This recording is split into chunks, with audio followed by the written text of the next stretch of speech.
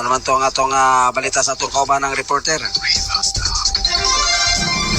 Magkaklase, nagkating class sa patay sa lunod. Alamin natin ang balitang yan sa pagulat ni Mobile Journal number 16. Danilo Penario.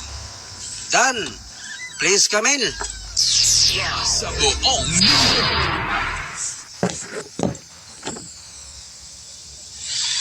Cavite, nauwis trahedya ang ginawang pagkakating classes umano ng mga senior high school student nang maisipan nilang mag-swimming na ikinasawi ng isa nilang kaklase makaraang tangayin ng malakas na alon sa karagatan Kamakalawa ng hapon sa barangay Munting Mapino, Naik dito sa lalawigan. Hindi na naisalba pa ang buhay ng 16 anyos na estudyanteng si alias Jan ng Kolehiyo di Montessori sa Naik, Cavite.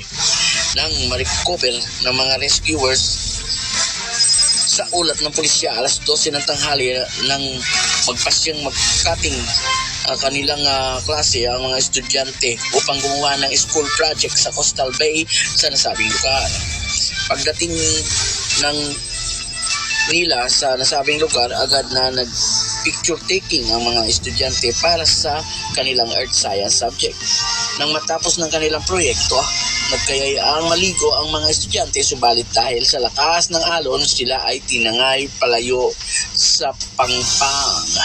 Sa kabila nito, nagawang makalangoy pabalik ang ibang mga estudyante, subalit ang kaklase nilang si alias Jan ay tuluyang nilamon ng dagat.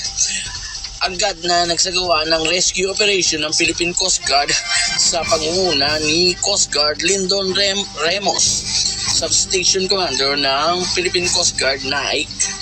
At makalipas ang may mahigit isang oras na recover ang katawan ni alias Jan.